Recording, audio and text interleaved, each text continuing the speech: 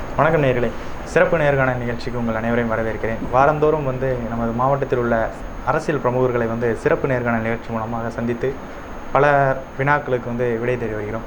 அந்த வகையில் நாம் இந்த வாரம் யாரை சந்திக்க இருக்கிறோம் அப்படின்னு பார்த்தீங்கன்னா, நாங்குநேரி சட்டமன்ற உறுப்பினர் திரு ரெட்டியார்பட்டி வி நாராயணன் அவர்களை சந்திக்க இருக்கிறோம். வணக்கம் சார். வணக்கம். தேர்தல் களம் சூடு பிடிக்க ஆரம்பிச்சுட்டு, ஆமாம், இப்போ பல அரசியல் பிரமுகர்களை நம்ம சந்திக்கும் போது பல விஷயங்கள் நம்ம கேள்விப்படுறோம். இருந்தாலும் ஒரு சட்டமன்ற உறுப்பினர் அப்படின்னும்போது பல விஷயங்கள் மக்கள் மத்தியிலிருந்து நம்ம கேட்கணும் அப்படின்ற ஒரு விருப்பம் இருக்கு. ஸோ முதல் கேள்வியாக ஒரு அரசியல் பின்புலமே இல்லாத ஒரு குடும்பத்திலேருந்து எப்படி சார் இந்த அரசியலுக்குள்ள இவ்வளோ தூரம் ஒரு வெற்றி படுகட்டுகள் ஏறி வந்தீங்க? அரசியல் பின்புலம் அனைத்து இந்திய அண்ணா திராவிட முன்னேற்ற கழகத்தை பொறுத்த மட்டும் யாருக்கும் அரசியல் பின்புலம் பின்புலத்தோடு வந்தவர்கள் 20% தான் வெற்றி அடைச்சிருக்காங்க. அரசியல் பின்புலமே இல்லாமல் வந்தவங்க தான் 80% அதிமுக வெற்றி அடைஞ்சிருக்காங்க. அதில் நம்ம குறிப்பாக எடுத்துக்கிட்டீங்கன்னா நம்ம தமிழ்நாடு முதலமைச்சரே சொல்லலாம். அவருடைய தந்தையார் இவங்கெல்லாம் அரசியலில் வேற ஒரு கட்சியில் இருந்தால் கூட அவர் தனிப்பட்ட முறையில் அனைத்து இந்திய அண்ணா திராவிட முன்னேற்ற கழகத்தில் கல்லூரி மாணவனாக இருக்கும்போது ஒரு கல்லூரி மாணவ பெருமத்தில் முதல்ல அந்த கிராமத்தில் ஒரு கொடியேற்றி தன் தந்தையை எதிர்த்து அந்த இடத்துல அனைத்து இந்திய அண்ணா திராவிட மாபெரும் தலைவர் புரட்சித் தலைவர் அமரர் எம்ஜிஆர்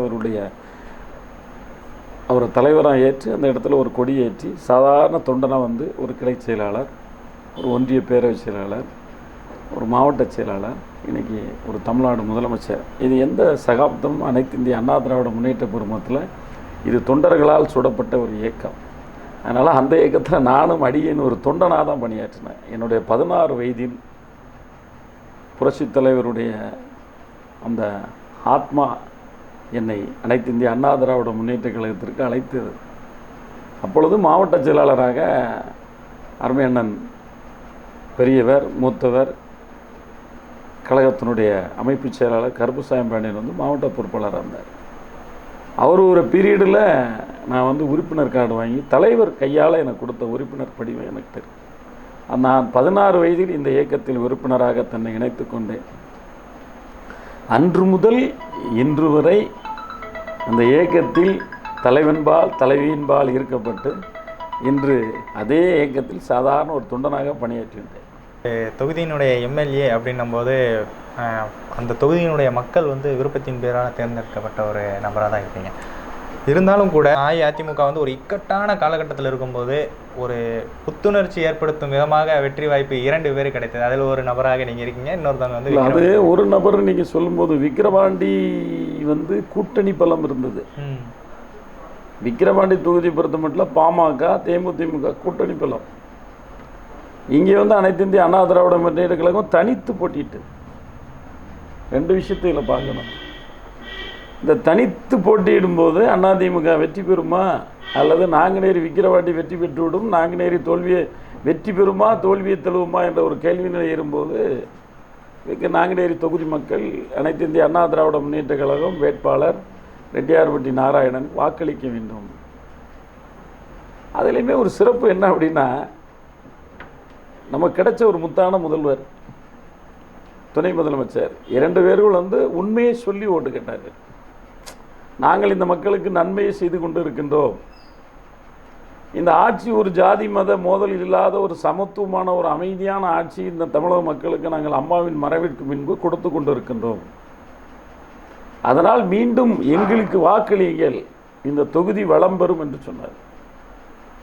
மக்கள் ஏற்கனவே பாதிக்கப்பட்டு திரு வசந்தகுமாரால் 2 முறை இங்கே இருக்கப்பட்டு 2001 அதுக்கப்புறம் 2006 கிட்டத்தட்ட 2006 13 ஆண்டு காலம் இந்த தொகுதியில் ஆளுங்கட்சி சார்ந்த எம்எல்ஏக்கள் இல்லை.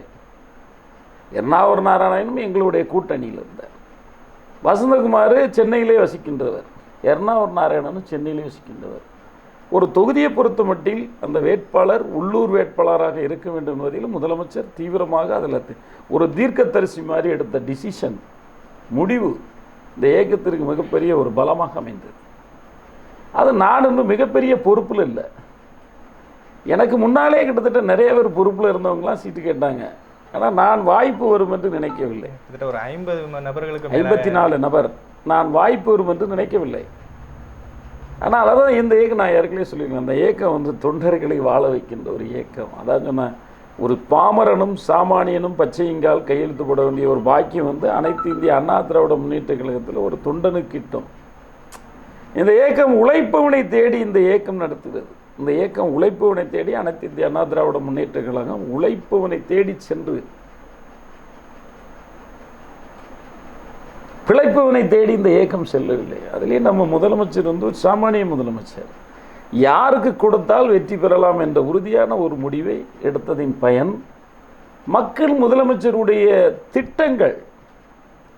இன்றைக்கி பார்த்தீங்கன்னா, நீங்கள் கிராமப்புறம் புறம் பார்த்தீங்கன்னா எங்கேயுமே சாலைகள் ஹைவேஸ்லாம் ரோடு போடுறதுக்கே இடம் கிடையாது.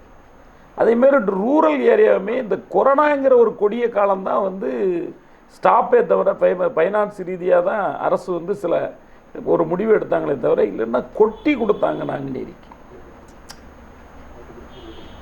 அந்த மாதிரி ஒரு திட்டங்கள், மக்களுக்கு அடிப்படை வசதிகள். பொதுவாக சொல்லி பார்த்தீங்கன்னா, டிஎம்கே கவர்மெண்ட்டில் வந்து திராவிட முன்னேற்ற கழக ஆட்சியில் இந்த மாதிரி மின்சாரமே எரிஞ்சே கிடையாது. 10 மணி நேரம், 12 மணி நேரம், 14 மணி நேரம், 16 மணி நேரம் மின்கட்டு.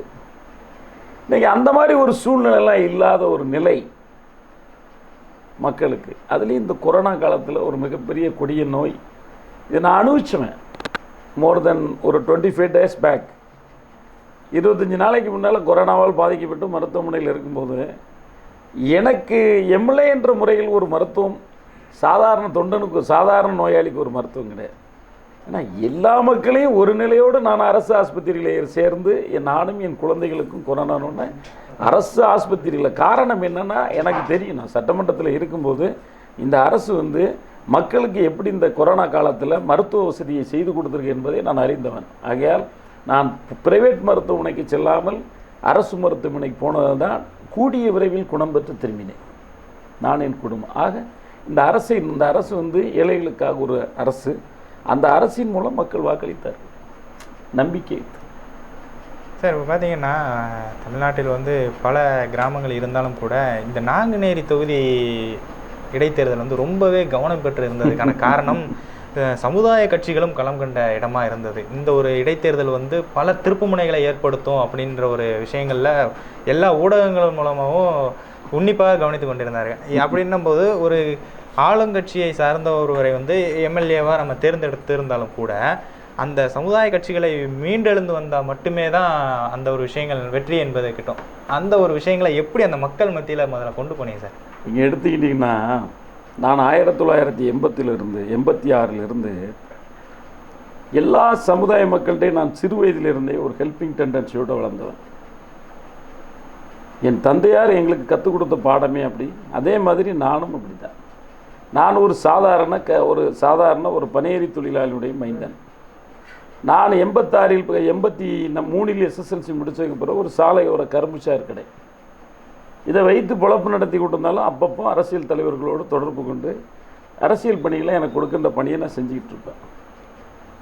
அப்போ 86 எங்கள் ரெட்டியார்பட்டியில் உறுப்பினராகி 87 88 கிளை செயலாளராகி 91 கிளை செயலாளராக பணியாற்றினேன்.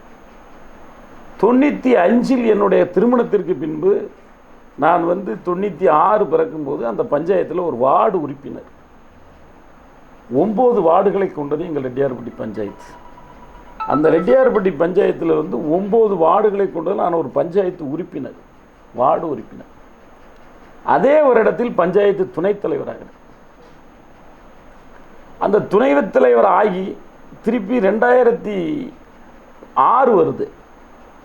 6 பஞ்சாயத்து தலைவரானோம். அது பெண்ணென்று ஒதுக்கப்பட்ட உடனே என் தங்கையை தலைவராக்கணும். அப்பொழுதே ரெட்டியார்பட்டி கிராமத்தை 5 வருடம் தன்னிறைவு பெற்ற கிராமமாக மாற்றணும். அதில் என் தங்கைக்கு வந்து தன்னிறைவு பெற்ற கிராமங்கிற ஒரு அவார்டு கிடைச்சிது. காரணம் என்ன, எங்கு பார்த்தாலும் ரெட்டியார்பட்டியில் குடி தண்ணி இல்லாத ஒரு பிரச்சனை, சாலை வசதி இல்லாத பிரச்சனை, மின் வசதி இல்லாமல் அந்த கிராமத்தை ஒரு செழிப்பான கிராமமாக கொண்டு போனோம். அதுக்கப்புறம் 2011 நாங்குநேரியில் வந்து சேர்மனுக்கு போட்டியிடும்போது இங்கிருந்து 25 கிலோமீட்டர் தாண்டி போய் காடங்குளங்கிற ஒரு கவுன்சிலில் நின்று ஜெயிக்கிறேன். 800 ஓட்டு வித்தியாசத்தில் ஜெயித்தேன். அந்த போது எனக்கு புரட்சித் தலைவி அம்மா அவர்கள் சேர்மன் கேண்டிடேட்டாக என்னை அறிவித்தாங்க. கடைசியில் ஈக்குவலாக 8-8 வந்து திருவிளக்கு சீட்டில் அந்த வெற்றி வாய்ப்பு இழந்தேன். அந்த வெற்றி வாய்ப்பு இழந்த பின்பும் சோர்வடையாமல் தொடர்ந்து பணியாற்றிட்டே இருக்கோம். அதுக்கப்புறம் மாவட்ட தலைமையில், மாவட்டத்தில் அம்மா பேரவையினுடைய துணை செயலாளராக இருந்திருக்கேன், மாவட்ட கழக துணை செயலாளராக பணியாற்றியிருக்கேன். அடுத்தபடியாக எம்ஜிஆர் மன்ற இணைச் செயலாளர். அந்த இணைச் செயலாளர் பதவி தான் இருக்கே அப்படிங்கிறதுலாம் நினைக்கல.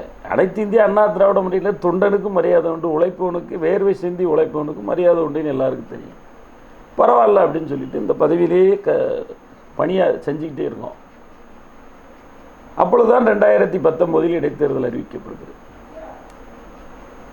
நானும் பணத்தை கட்டிவிட்டு எங்கள் கட்சியில் ஒரு சில கோட்பாடுகள் உண்டு. தேர்தலுக்கு டிக்கெட் கேட்பவர்கள் நீங்கள் பணம் கட்டணும்னா ஒரு நாம்ஸ் வச்சுருப்போம், 11,000 25,000 பணம் வச்சுருப்பாங்க. அந்த பணத்தை கட்டிட்டு ஒரு சாதாரணமாக வந்துருக்கும் போது எனக்கு மாண்புமிகு தமிழ்நாடு முதலமைச்சரும் அண்ணன் துணை முதலமைச்சர் எனக்கு இந்த வாய்ப்பை கொடுத்தாங்க. அப்போ அம்மா எம்ஜிஆர் அவர்கள்லாம் இருந்தபோது எந்த ஒரு நடைமுறை பின்பற்றப்பட்டதோ அதே ஒரு நடைமுறை இப்போவும் பின்பற்றிட்டு தான் இருக்காங்கன்னு நினைக்கிறேன். பெரும்பாலான விஷயங்களில் நம்ம பார்க்க வேண்டியது வந்து ஊர் பேர் சொல்ல வேண்டும் அப்படின்றது தான். எல்லா மனிதர்களுக்குள்ளேயும் அந்த ஒரு ஆசை இருக்கும். சின்ன வயசில் இருக்கும்போது பெரிய மனுஷனானா இவரை போல் யாருன்னு சொல்லணும் அப்படின்னு வந்து நம்ம சொல்லுவோம். ஆனால் அந்த ஊர் பேரே உங்கள் பேருக்கு முன்னாடி வந்த கதை எப்படி சார்? அந்த வி நாராயணன் அவர்கள் வந்து ரெட்டியார்பட்டி வி நாராயணன் அப்படின்னு வந்து எப்போ இருந்து அழைக்கப்பட ஆரம்பிச்சிங்க? அதாவது ஒவ்வொரு பொதுக்கூட்டங்கள்லையுமே நான் எல்லா பொறுப்பாளர்கிட்டையும் சொல்லுவேன், என்னுடைய பெயருக்கு முன்னால் ரெட்டியார்பட்டி நாராயணன் என்று போடுங்கள் என்று சொல்லி நோட்டீஸ் போட்டு ஒட்டி பேசும்போதே நான் அந்த அடிப்படையை ஆரம்பத்திலேருந்தே அப்படியே கொண்டு வந்தேன். ரெட்டியார்பட்டி நாராயணன், ரெட்டியார்பட்டி நாராயணன் ஒருவனுக்கு ஊரோட அடைமலை. இப்போ இன்றைக்கி முதலமைச்சரே நீங்கள் பார்த்துக்கிட்டிங்கன்னா முதலமைச்சர்கிட்ட கூட நீங்கள் கே பழனிசாமின்னு சொல்ல மாட்டாங்க, எடப்பாடியார். அதான் அவருடைய வில்லேஜ். நம்ம அந்த ஊரில் நல்லது செஞ்சுருக்கணும். அந்த ஊருக்கு நாங்கள் 5 வருஷம் எம்எல்ஏவாக இருந்து பஞ்சாயத்து தலைவராக இருந்து பணியாற்றும் போது அவ்வளோ அற்புதமான பணிகளை இரவு பகல் பாராத அந்த கிராமத்தினுடைய வளர்ச்சிக்கு பாடுபட்டிருக்கோம். அப்போ அந்த கிராமத்தினுடைய பெயரோடு சேர்த்து ரெட்டியார்பட்டி நாராயணன் அப்படிங்கிற ஒரு அடைமொழியை நான் வந்து எனக்காகவே தோன்றியது. நம்மளுடைய ஊர் பேரையும் சேர்த்து சொல்லணும். நாராயணன் சொன்னால் இப்போ நீங்கள் பார்த்துக்கிட்டிங்கன்னா நாராயணன் சொன்னால் ஒரு ஊருக்கு 2 பேர் இருப்பான், 10 பேர் இருப்பாங்க, 15 பேர் இருப்பாங்க, பேர் இருக்கும். ஆனால் ரெட்டியார்பட்டி நாராயணன் சொன்னால் தெரியாமல் இருக்கா இல்லையா? அதனால் ரெட்டியார்பட்டி நாராயணனா ஒரு ஆள், வேறு யார் ரெட்டியார்பட்டி நாராயணன் நீங்கள் போட முடியாது. இன்னொரு ஆள் போய் பழனிசாமின்னு பேர் இருந்தாலும் எடப்பாடியாருன்னு போட முடியுமா? அது முதலமைச்சர். அது மாதிரி அந்த ஊரோடு பூவோடு சேர்ந்த நாரும் மனம் வீசுங்கிறதுக்கு அது ஒரு அந்த கிராமத்தினுடைய பேர். இன்னைக்கு அறிவிக்கும் போது ரெட்டியார்பட்டி நாராயணன் கேண்டிடேட்னு அறிவிக்கும் போது உலகமெல்லாம் பார்த்துச்சு. இந்த கிராமத்தினுடைய பெயர் எல்லா இடமும் ஹோல் தமிழன் எங்கெல்லாம் வாழுகின்றனோ அந்த கிராமம் பூரா ரெட்டியார்பட்டி நாங்குநேரி அந்த இடைத்தேர்தலில் ரெட்டியார்பட்டி நாராயணன் எம்எல்ஏ. இன்றைக்கி அந்த கிராமத்திற்கு ஒரு பெரிய பெருமை சார். இப்போ பார்த்தீங்கன்னா தமிழ்நாட்டில் வந்து இப்போ இந்த தேர்தல் களம் அப்படின்றது வந்து கொஞ்சம் கொஞ்சமாக சூடு பிடிச்சிக்கிட்டே வருது. அப்படின்னும்போது அதிமுகவின் நெல்லை மாவட்டத்தை சார்ந்த ஒரு சட்டமன்ற உறுப்பினராக என்னென்ன பணிகள்லாம் முன்னெடுத்து சென்றுகிட்டு இருக்கீங்க சார்? நம்ம பணியாற்றி நம்ம வந்து 3 சட்டமன்ற கூட்டத்தோடு நம்ம சந்திச்சிருக்கிறோம். நான் போன நவம்பர் 1ஆம் தேதி சட்டமன்ற உறுப்பினராக 2019 நான் பதவியேற்றேன். அதன் பின்பு இன்னும் வருகின்ற நவம்பர் 1 வந்ததுன்னா 1 வருஷம் ஆயிடும். சரியா? இந்த ஓராண்டு காலத்தில் வந்து நவம்பர், டிசம்பர், ஜனவரி, பிப்ரவரி, மார்ச் 23ஆம் தேதியோட சட்டமன்றம் வந்து ஒத்திவைக்கப்பட்டது. காலவரை இல்லாமல் ஒத்திவைக்கப்பட்டு இப்போ தான் சமீபத்தில் 13, 14, 15 தான் ஒரு கூட்டம் இருந்தது, துணை மானிய பட்ஜெட். ஆக அந்த 4 மாத பணிகள் தான் 4 மாதங்கள் தான் நாங்கள் என்ன பண்ணியிருக்கிறோம், எம்எல்ஏவாக சட்டமன்றத்துக்குள்ளே போயிருக்கோம். எங்களுடைய கோரிக்கைகளை பேசுவதற்கான கால அவகாசங்கள் வந்து ஒரு 2 முறை எனக்கு வாய்ப்பு கிடைக்கும். ஒன்று என்னுடைய கன்னி பேச்சு, இன்றொன்று நான் என்னுடைய கேள்விக்கு பதில் நேரத்தில் பேசினேன். அடுத்த முறை வாய்ப்பு வருவதற்குள் பொதுவாக ஒரு பட்ஜெட் கூட்டம் நடத்தினா 30 days 35 days நடக்கும். இந்த முறை அந்த மாதிரி ஒரு வாய்ப்பு இல்லாதனால எதிர்கட்சிகளும் கொரோனாங்கிற ஒரு நோயினால் நம்ம சட்டமன்றத்தை கூடாடினா பாதுகாப்பு இல்லைனால முதலமைச்சர் மாண்புமிகு சபாநாயகர் அவர்கள் அதை ஒத்திவைத்தார். நான் எனக்கு 2 முறை என்னுடைய கன்னி பேச்சிலே நான் பேசும்போது மெயினாக நான் எப்போதுமே நினைக்கிறது அடிப்படை தேவைகள் மக்களுக்கு ஜீவாதார பிரச்சனையாக வழங்கக்கூடியது குடிதண்ணீர். இந்த குடிதண்ணீர் என்னுடைய தொகுதியில் வந்து தட்டுப்பாடே இருக்கக்கூடாது ஒரு கான்செப்டில் களக்காடு, ஏர்வாடி, திருக்கரங்குடி, மூலக்கரப்பட்டி, நாங்குநேரி, இந்த 5 டவுன் பஞ்சாயத்தையும் சேர்த்து ஒரு கோரிக்கையை கொண்டு முதலமைச்சர்கிட்ட கொடுத்தோம். அதை சட்டமன்றத்தில் நிறைவேற்றி கொடுத்தார். 131 கோடி ரூபாய் கூட்டு குடிநீர் திட்டத்தை மாண்புமிகு தமிழ்நாடு முதலமைச்சர் அவர்கள் அதை உடனடியாக நிறைவேற்றி கொடுத்தார்கள். சரியா? உடனடியாக சட்டமன்றத்திலே அறிவித்து அதுக்குண்டான நிதிகளை ஒதுக்கி 131 கோடி ரூபாய்க்கு பணி நடந்துகிட்டு இருக்கு. இது எங்கன்னா சேர்மாதேவி இருக்குங்க இல்லையா, சேர்மாதேவி ஆற்றுலேருந்து எடுத்து தண்ணி இந்த 5 டவுன் பஞ்சாயத்துக்கும் தண்ணி போய் 5 டவுன் பஞ்சாயத்து நாங்குநேரி தொகுதிக்கு, மீதி 3 வந்து திசைமலை, பணகுடி, திசைமலை, வள்ளியூர், இந்த 3க்கு சேர்த்து. இதுக்காக சட்டமன்றத்தில் பேசினதே நம்ம தான் பேசணும். அந்த 131 கோடி ரூபா ஸ்கீம் நிறைவேற்றப்பட்டு, அது போக தமிழாக்குறிச்சியில் வந்து ஒரு அணை, ஒரு தடுப்பணை வந்து 93 வெள்ளத்தில் அரிச்சிட்டு போயிட்டு, ஒரு அணை, ஒரு டேம், அது அரிச்சிட்டு போனதுக்கு அதுக்கு 9.5 கோடி ரூபா கேட்டு கொடுத்துருந்தேன். அந்த 9.5 கோடி ரூபாயை அலாட் பண்ணி கொடுத்தேன். அடுத்தபடியாக பார்த்தீங்கன்னா என்னென்ன கிராமத்தில் சாலை வசதி, மின் வசதி எதெல்லாம் பண்ணி கொடுக்கணும்னு நினச்சோமோ அதெல்லாம் இப்போ வந்து மேக்சிமம் தொகுதியில் 80% சர்வி வேலை முடிஞ்சிடுச்சு. இப்போ கூட திருச்செந்தூர்லேருந்து இட்டமொழி வழியாக ரோடு, அந்த இடத்துல போக முடியாத ஒரு சூழ்நிலை இருந்தவுடனே அந்த ரோட்டெல்லாம் போடுறதுக்கு இப்போ டெண்டர் விட்டு அந்த வேலை நடக்குது. ஆக தொகுதியில் வந்து குறையில்லாமல், அதாவது குறைவில்லாத ஒரு பணி நடந்திருக்கு. எந்த இடத்துலையுமே யாரும் எதையும் சொல்ல முடியாது. ஓராண்டு காலத்தில் கிட்டத்தட்ட நம்ம வந்து நான் தொகுதிக்குள்ளே எம்எல்ஏக்கு வந்த பிறகு தொகுதிக்குள்ளே மட்டும் கிட்டத்தட்ட ஒரு 400 crores அடிப்படை வசதிகள் நடந்தது. அடுத்தபடியாக முதலமைச்சர்கிட்ட முன்னெடுத்து கொண்டு போனது மூலக்கரப்பட்டி சுற்றியுள்ள பகுதி மக்கள், ஏழை மக்கள், ஏழை மாணவ மாணவிகள் படிக்க வேண்டும் என்ற ஒரு உயர்ந்த நோக்கத்தில் இருக்கு. ஏன்னா இங்கேருந்து திசைமலை, இட்டமொழியிலேருந்து அங்கெல்லாம் மனோ காலேஜ் இருக்குது. ஆனால் அதுக்கு அங்கிட்டு தான் நிறைய கிராமங்கள் இருக்குது. இந்த மக்கள்லாம் வந்து ஒரே காலேஜ், சாராட்டக்கர் காலேஜ், இதை விட்டால் ராணியண்ணா காலேஜ், சென்ட் ஜான்ஸு, சதகத்துல்லா, இந்த கல்லூரிக்கு தான் போக வேண்டிய ஒரு நிலை இருக்கும்போது மாணவ மாணவிகள் படிக்க கஷ்டப்படுகிறார் என்ற ஒரு நிலையை கருத்தில் கொண்டு ஒரு கல்லூரிக்காக முயற்சி செய்தோம். அது நிலுவையில் உள்ளது. அதுபோக நாங்கள்லாம் ஜெயிச்ச உடனே சொன்னோம், இந்த கெனால் வந்து வருகின்ற காலமே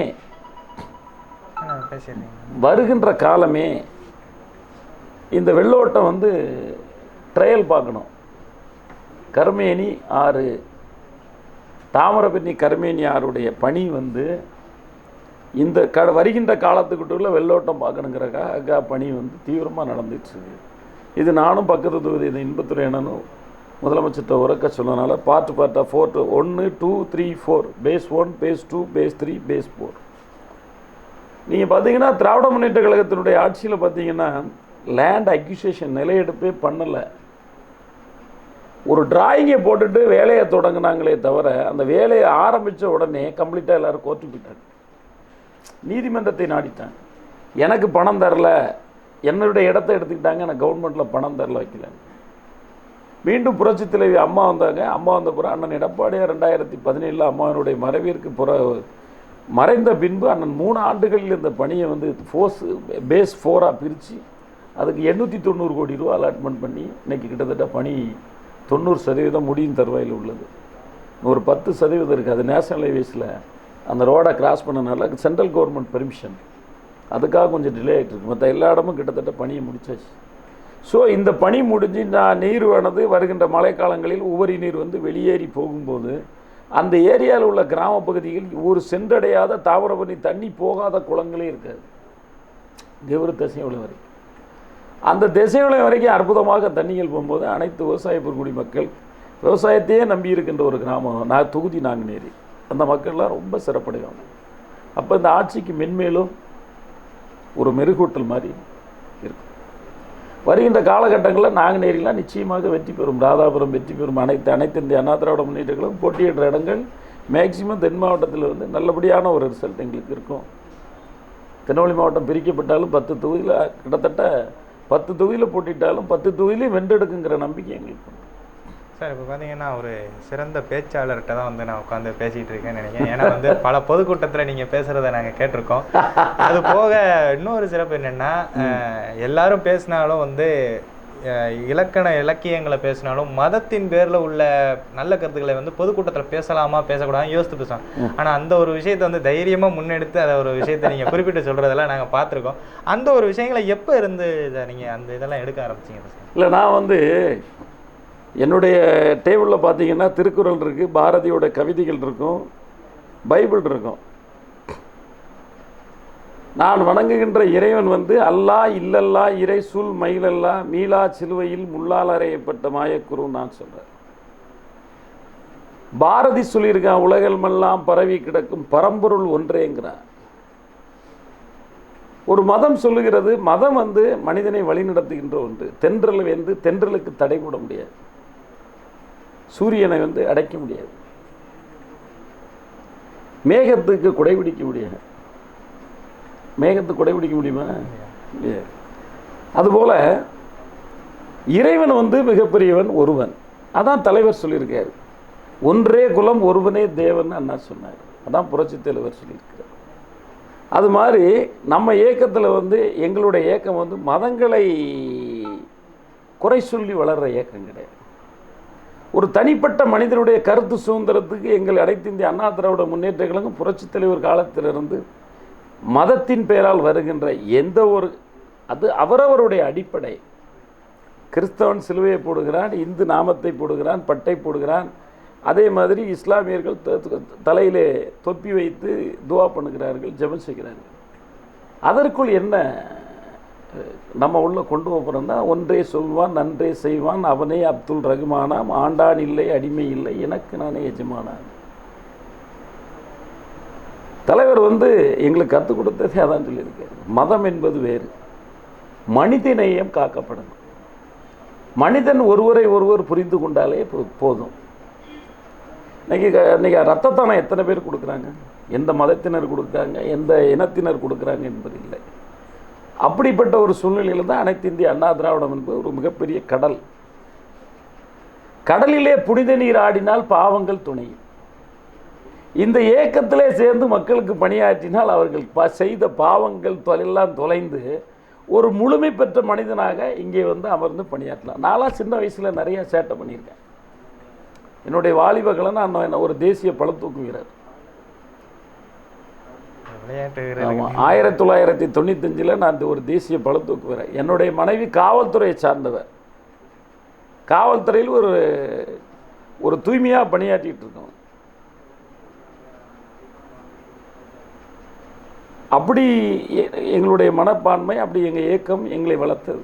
தமிழக முதலமைச்சர் எடப்பாடி கே பழனிசாமி அவர்களே வந்து அஇஅதிமுகவின் முதலமைச்சர் வேட்பாளராக அறிவிக்கப்பட்டிருக்காங்க திரும்பவும்.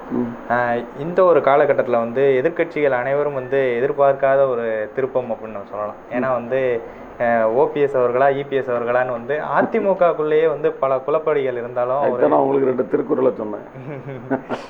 அதனுடைய பொருள் வந்து, இறைவன் வந்து ஒருவரை உருவாக்க வேண்டும் என்றால் உருவாக்கி கொண்டு வருவார்.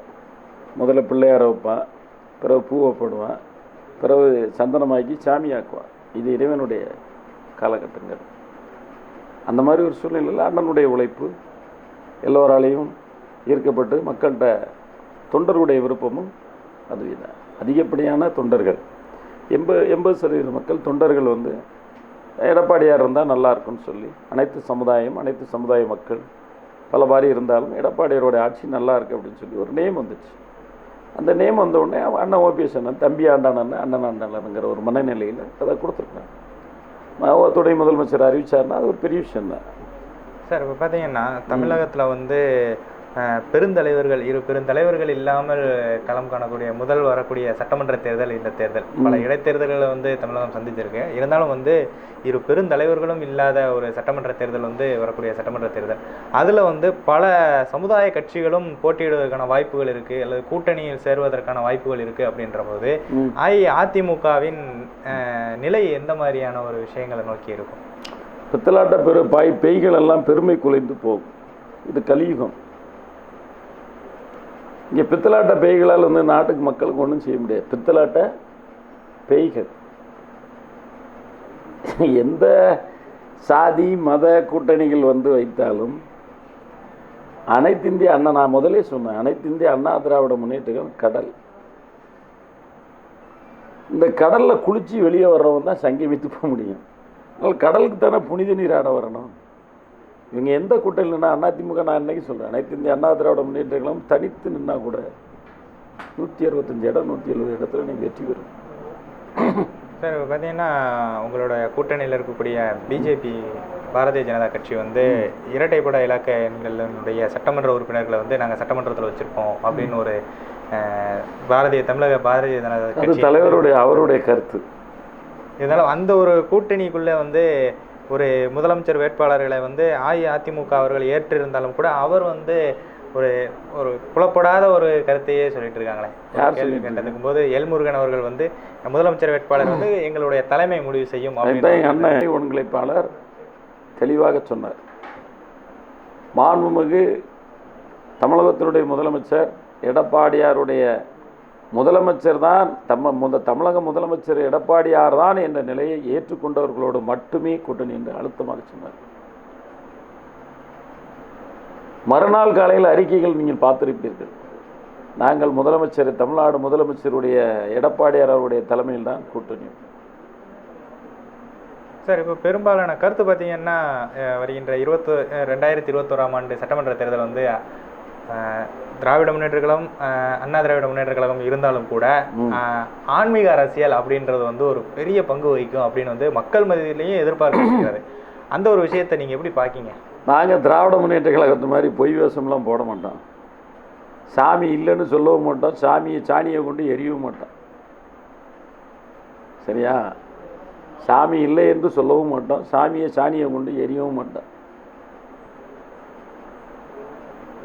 எங்களுடைய இயக்கத்தில் இருக்கிறவர் நான் வந்து மிகப்பெரிய ஆன்மீகவாதி. எங்களுடைய இயக்கத்தில் இருக்க அமைச்சர் பெருமக்கள் எல்லாருமே நெற்றியிலே திலகம் வைத்திருப்பேன். எங்கள் முதலமைச்சர் நெற்றியிலே குங்குமம் இருக்கும், நெற்றியிலே திருநீர் இருக்கும். எங்களுடைய துணை முதலமைச்சர் நெற்றியில் திருநீர் இருக்கும், குங்குமம் இருக்கும். எங்களுடைய இயக்கத்தில் அண்ணன் அன்வராஜா அவர்கள் தலையிலே தொப்பி வைத்திருப்பார். நான் அந்த முதலே சொன்னல, இது மும்மதமும் சேர்ந்த எம்மதமும் எங்களுக்கு சம்மதம் என்ற ஒரு இயக்கம். நாங்கள் எங்கள் இயக்கத்தில் இருந்து மதங்களை குறை கூறியதில்லை, சாதிகளை குறை கூறியதில்லை. மதங்களை குறை கூறி வாழ்பவர்களுக்கு மட்டும்தான் இந்த பாதிப்பு இருக்குமே தவிர, நாங்கள் மதத்தோடும் இருப்பவர்கள் மனிதர்களோடு கலந்தவர்கள், மதத்தோடு கலந்தவர்கள், ஆனால் மதம் பிடித்தவர்களோடு கலந்தவர்கள் அல்ல. எங்களுக்கு முருகனையும் பிடிக்கும், அல்லாவையும் பிடிக்கும், இயேசுவையும் பிடிக்கும். அதனால் எங்கள் இயக்கத்திற்கு மதவாத சாதிவாதத்தெல்லாம் சொல்லி ஓட்டு கேட்டாலே எங்ககிட்ட இருந்து பிரிக்க முடியாது. நான் தான் சொல்கிறேன்ல, எங்கள் இயக்கம் வந்து 3 மதங்களையும் சூழப்பட்ட ஒரு இயக்கம் தான் எங்கள் இயக்கம். அதனால் எங்களுக்கு மதவாதத்தை பற்றிலாம் எங்களுக்கு பயம் இல்லை. ஆன்மீக அரசியல் அப்படின்றது கொஞ்சம் இருக்கதான். ஆன்மீக அரசியல் வரட்டும்.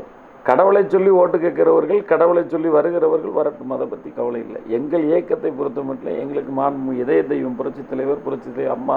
இந்த பாருங்க, புரட்சி தலைவர் நெற்றியில் பார்த்தீங்கன்னா ஒரு பொட்டு அப்படி ஜம்முன்னு அப்படி ஒரு அப்படி மேலே வச்சுருப்பாங்க. அதனால் அம்மாவே ஓட்டு கேட்கும் போது என்றைக்குமே நெத்தியில் சும்மா வச்சுட்டு போனது இல்லையா? மதங்கள் எங்களுடைய கொள்கை, அவரவர் கொள்கை. அதனால் அதுக்கு நாங்கள் முரண்பாடாக பதில் பேசுவீர்கள் இல்லை. புரட்சி தலைவருமே என்றைக்குமே மதத்தை தாழ்த்தி பேசியதே கிடையாது. பேரறிஞர் அண்ணா காலத்தில் பெரியாருடைய கருத்துக்கு அப்பாற்பட்டு பேரறிஞர் அண்ணாவே இது சரிபட்டு வராதுன்னு சொல்லி தான் பிரிஞ்சு வெளியே வந்து ஒன்றே குலம் ஒருவனே தேவன் சொன்னார். அண்ணா ஒன்றே குலம் ஒருவனே தேவன் சொன்னார். அதனால் மதம் இல்லை என்று சொல்லவில்லை, கடவுள் இல்லை என்று சொல்லவில்லை. அதனால் இது வந்து அதிமுகவுக்கு இதெல்லாம் எந்த மதத்தினரும் மதம் சார்ந்த இயக்கம் வந்தாலும் தமிழகத்திலே அனைத்து இந்திய அண்ணா திராவிட முன்னேற்றத்துக்கு ஒரு ஆலமரம். சார், இப்போ வருகின்ற சட்டமன்ற தேர்தலில் வந்து இப்போ நீங்கள் ஓராண்டு காலத்தை வந்து நிறைவு செய்ய போகிறீங்க நாங்குநேரி சட்டமன்ற உறுப்பினராக. அதுக்கு முதல்ல எங்களுடைய வாழ்த்துக்களை தெரிவித்து வருகிறோம். திரும்பவும் உங்களுக்கு வந்து நாங்குநேரி தொகுதியில் வந்து போட்டியிடுவதற்கான வாய்ப்புகள் வந்து அண்ணா திராவிட முன்னேற்ற கழகத்தில் தலைமை முடிவெடுக்க வேண்டிய விஷயம் இல்லை, முடிவு செய்தார்கள். வாய்ப்புகள் கிடைத்தால் எந்தெந்த மாதிரியான விஷயங்களை வந்து தொகுதி மக்களுக்கு செய்யணுன்றது வந்து ஓராண்டு காலத்தில் வந்து எல்லா விஷயங்களும் நம்ம செய்து முடித்த முடியாது. அப்படின்ற பட்சத்தில் எந்தெந்த மாதிரி விஷயங்களை வந்து மீண்டும் நான் தேர்ந்தெடுக்கப்பட்டால் வாய்ப்புகள் கிடைத்தால் இந்த ஒரு விஷயத்தை வந்து எனக்கு கனவாகவே இருக்குது, செஞ்சு முடிக்கணும்னு ஆசை அப்படின்னு எதை சொல்லுவீங்க? தேர்ந்தெடுக்கப்பட்டால்னு சொல்கிறத விட அது வந்து தலைமை வந்து மாண்புமிகு முதலமைச்சர், மாண்புமிகு துணை முதலமைச்சர், அந்த 10 பேர் கொண்ட கமிட்டிகள்லாம் இருக்காங்க. என்னுடைய உழைப்புக்கு எனக்கு மீண்டும் ஒரு அங்கீகாரம் கொடுத்தால் அப்படி ஒரு வாய்ப்பு ஏற்படுத்தி கொடுத்தால், இயக்கம் எனக்கு வாய்ப்படுத்தி கொடுத்தால், நிச்சயமாக இந்த தொகுதியினுடைய வளர்ச்சிக்கு தொழில் சம்பந்தப்பட்ட விஷயம். நீங்கள் நல்ல அந்த தென் மாவட்டத்தில் தொழில் வளர்ச்சி இருந்தால் தான் இளைஞர்களுக்கு வேலை வாய்ப்புகள் கொடுக்க முடியும். அந்த மாதிரி தொழில் வளர்ச்சிகள் கிட்டத்தட்ட 20 வருஷமாக அது வந்து ரொம்ப தொய்ந்து போய் கிடையாது. இது வந்து கம்ப்ளீட்டாக நீங்கள் நாங்குநேரி பார்த்தீங்கன்னா கம்ப்ளீட்டாக விவசாய பூமி. சரியா? விவசாய பூமி. விவசாயத்தையே நம்பி இருக்கிற மக்களுக்கு ஒரு தொழில், ஒரு இண்டஸ்ட்ரீஸ், அதை கொண்டு வருவதற்கு மீண்டும் அனைத்து இந்திய அண்ணா திராவிட முன்னேற்ற கழகம் ஆட்சி கட்டில் அமரும்போது நம்ம வந்து ஒரு சாமானியின் குரலாக மட்டுமல்லாமல் முதலமைச்சரிடம் எடுத்து சொன்னால் நிச்சயமாக கனிவுடன் பரிசீலித்து அந்த தொகுதி மக்கள் ஒரு 10,000 பேர் பணியாற்றக்கூடிய ஒரு வேலை செய்யக்கூடிய ஒரு இண்டஸ்ட்ரியை நிச்சயமாக கொண்டு வருவார். ஏன்னா அவருடைய பார்வை எல்லாமே தொலைநோக்கு பார்வை. நாங்குநேரி வந்து அது எக்காலத்திலையும் மறக்க முடியாத ஒரு மனநிலை, அந்த ஒரு உறுதியான நாங்குநேரியை போய் இது வரைக்கும் நம்ம கேட்டு முதலமைச்சர் எதுவுமே இல்லைன்னு சொன்னதே கிடையாது. அதனால் மீண்டும் அடுத்த முறை 2021 வந்தாருன்னா நாங்குநேரி தொகுதி ஒரு தன்னிறை பெற்ற தொகுதியாக மாறும். இளைஞர்கள் மத்தியிலும் இளைஞர்கள் மற்ற வருங்கால சங்கதியினரும் படிப்பதற்கு ஒரு அடிப்படையான தேவசத்தில் இருந்து உயர்மட்ட தேவைகள் வரைக்கும் எல்லாத்தையும் நிறைவேற்றி கொடுப்பதற்கு இந்த அரசு பாடுபடும். அதிலே குறிப்பாக நான் சட்டமன்ற உறுப்பினராகி ஒரு வாரத்தில் நீங்கள் சொன்ன மாதிரி ஒரு ஆண்டு காலத்தில் நான் முழுமனதாக நான் கொரோனா காலத்தில் நிறையா வந்து மக்களுக்கு சர்வீஸ் பண்ணியிருக்கேன். என்னுடைய கால்கள் போகாத கிராமமே இருக்கு. நல்லா ஓரளவு கிட்டத்தட்ட 100% கிராமங்களை எட்டியிருக்கோம். அதனால் குறைகள் இருப்பது பூரா எனக்கு தெரியும். அதை அரசோட கவனத்தை கொண்டு போய் நம்ம தொகுதியோட வளர்ச்சிக்கு நம்ம என்ன செய்யலாம், முன்னேற்றமான ஒரு பாதைக்காக தான் முன்னேற்ற பாதையில் நாங்குநேரி. ஆனால் மக்கள் இப்போ வந்து தெளிவாக இருக்காங்க. யார் மக்களை தேடி செல்கிறார்களோ அவர்களுக்கு வாக்களிக்க வேண்டும் என்ற மனநிலை மக்களுக்கு இருக்கிறது. சார், இப்போ இறுதியாக வந்து நமது நெல்லை மாவட்ட மக்கள் மற்றும் உங்களுடைய நாங்குநேரி சட்டமன்ற தொகுதி மக்களுக்கு நீங்கள் சொல்லக்கூடிய விஷயங்கள். நாங்குநேரி தொகுதி மக்களுக்கு நான் சொல்லக்கூடிய விஷயம், நான் ஒரு சாமானியன். நாங்குநேரி தொகுதி மக்களோடு மக்களாக இருக்கின்றவன். எனக்கு எல்லாருமே என்னை தெரியும். எல்லா மக்களுக்கும், சாதாரண மக்களுக்கும், ஒரு சின்ன வயசு பிள்ளைகள் கூட நான் வந்து நாங்குநேரி எம்எல்ஏ ரோட்டில் போகிறாங்க மாதிரி நான் ஒரு எளிமையை கடைபிடிக்கிறவன். நான் எப்போதுமே என்னுடைய நிலையை நான் அன்றையிலிருந்து இன்றைய வரைக்கும் எப்படி இருக்கணும் அது மாதிரி இருக்கிறேன். நான் சாமானியனாக இருக்கிறேன். சாமானியனாக மக்களை போய் பார்க்குறோம். தேவைன்னா ஃபோன் மூலமே வந்தால் கூட மக்களை போய் சந்திக்கிறோம். அதனால் அந்த மக்கள் ஒரு நல்ல ஒரு மனநிலையில் இருக்கிறார். மீண்டும் அனைத்து இந்திய அண்ணா திராவிட முன்னேற்ற கழகத்திற்கு வெற்றி வாய்ப்பை தருவார்கள் என்ற நம்பிக்கை 100%. அதில் தென் மாவட்டத்தில் நாங்குநேரி வந்து 100% வெற்றி பெறுங்கிற நம்பிக்கை எனக்கு இருக்கு. நிச்சயமாக உங்களுடைய நம்பிக்கை வெற்றி பெறுவதற்கான வாழ்த்துக்கள். நன்றி. இந்த நிகழ்ச்சி குறித்த உங்களுடைய கருத்து? இந்த நிகழ்ச்சி வந்து ரொம்ப சிறப்பான ஒரு நிகழ்ச்சி. அதில் நீங்கள் வந்து இவ்வளோ நேரம் என்னை பேட்டிக்கிட்டு இருக்கீங்க. இந்த பேட்டி வந்து நீங்கள் தமிழ்நாடு முழுவதும் மீடியாவில் வரலாம், எல்லாத்துலேயும் வரலாம். இது ரொம்ப சிறப்பான இந்த நேரம். என்னுடைய பேட்டி மூலம் எங்களுடைய இயக்கமும் எங்கள் தொகுதி மக்கள் மற்றும் தமிழ்நாடு முழுவதும் இந்த செய்தி பரவும்போது தமிழக மக்களுக்கு உங்களுடைய தொலைக்காட்சியை பார்க்குற அத்தனை பேருக்கும் இந்த மக்கள் இந்த நாட்டு நடப்பு, நம்ம ஆட்சியினுடைய நிலைமைகள் என்னவென்று புரிந்திருக்கும். அதற்கு என்னுடைய மயூரி டிவிக்கு என்னுடைய கரமும் சிரமும் தாழ்ந்த வணக்கம், வாழ்த்துக்கள். நிச்சயமாக சார், உங்களுடைய பிஸி ஷெடியூலில் வந்து எங்களுக்காண்டி ஒரு நேரத்தை ஒதுக்கி கொடுத்து ரொம்ப ரொம்ப ரொம்ப நன்றி சார். நன்றி. மீண்டும் ஒரு சிறப்பு நேர்காணல் உங்களை சந்திக்கும் வரை உங்களிடமிருந்து விடைபெறுவது உங்கள் சிராஜ் மற்றும் கேமராமேன் இசைக்கு முத்து. இந்த வீடியோவுக்கு கீழே ரெட் கலரில் சப்ஸ்கிரைப் அப்படின்னு ஒரு பட்டன் இருக்கும். அதை இப்போவே கிளிக் பண்ணிவிட்டு பக்கத்துலேயே ஒரு பெல் பட்டன் ஒன்று வரும். அந்த பெல் பட்டனும் அழுத்தி வச்சுருங்கன்னா நம்ம சேனலில் போகிற வீடியோக்குள்ளே தொடர்ந்து பார்க்கலாம். நம்ம சேனலில் ஆல்ரெடி நிறைய யூஸ்ஃபுல்லான வீடியோ போட்டிருக்கோம். அதை பார்க்கணுன்னு நினைக்கிறவங்க அந்த சேனல் பேரை கிளிக் பண்ணி உள்ளே போனீங்கன்னா நம்ம போட்டிருக்கிற வீடியோவெல்லாம் இருக்கும், பாருங்கள்.